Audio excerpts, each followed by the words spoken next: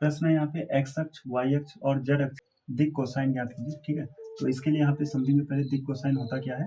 तो अगर यहाँ पे 3 अक्षों को बनाया जाए, है ना, और ये एक्स अक्ष माने, ये वाई और ये जेड, है ना, तो कोई अगर यहाँ पे एक सदिश है जिसका एक्स अक्ष के साथ कोण अल्फा है, वाई अक्ष के साथ कोण बीटा है, जेड अक्ष के साथ कोण जो है वो गामा है, तो इन सभी का जो कॉस है, कॉस लिया जाए, जैसे कॉस अल्फा, कॉस बीटा और कॉस गामा। ठीक है, तो ये जो है ये कहलाते हैं दिक कोसाइन।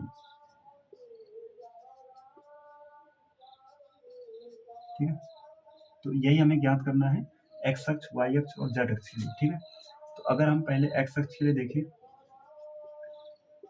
एक्स अक्ष के लिए, ठीक है, तो हमें यहाँ पे अल्फा, बीटा और गामा पता करना पड़ेगा। ठीक है, जब अल्फा, बीटा और गामा पता चलेगा तभी तो हम कॉस अल्फा, कॉस बीटा और कॉस गामा निकाल पाएंगे, है ना।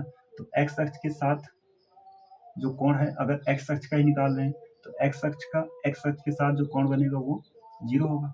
ठीक है, और इसी वाले अक्ष का अगर वाई अक्ष के साथ कोण देखें तो वो 90 होगा, है ना, क्योंकि ये तीनों एक्स, वाई और जेड अक्ष तीनों एक दूसरे के लंबवत होते हैं, है ना।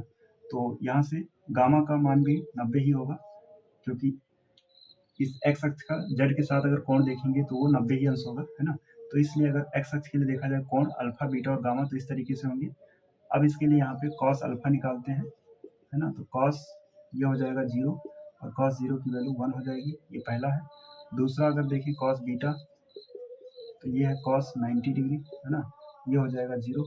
और ऐसे ही कॉस गामा अगर निकालें तो ये यहाँ पे दिया गया है 90, ये भी है ना, तो ये भी 0 हो जाएगा। तो इस तरीके से अगर एक्स अक्ष के लिए देखें दिक अनुपात क्या क्या है, तो ये कहेंगे 1, 0 और 0, ये एक्स अक्ष के लिए, है ना। ऐसे ही अगर हम वाई अक्ष के लिए जाएं, वाई अक्ष के लिए, ठीक है, तो यहाँ भी हमें अल्फा, बीटा और गामा निकालना पड़ेगा। ठीक ना, तो अल्फा क्या होता है, एक्स अक्ष के साथ बना कोण, तो अगर वाई अक्ष है, इसका एक्स अक्ष के साथ बना जो कोण है वो 90 होगा, और वाई अक्ष के साथ बना कोण 0 होगा, और वाई अक्ष का जेड अक्ष के साथ बना कोण 90 होगा, है ना। तो इस तरीके से अब इसके लिए कॉस अल्फा निकालें तो कहेंगे ये कॉस 90 है, 0 हो जाएगा। दूसरा कॉस बीटा, बीटा का मान यहाँ पे 0 है ना, तो कॉस 0 ये 1 आ जाएगा।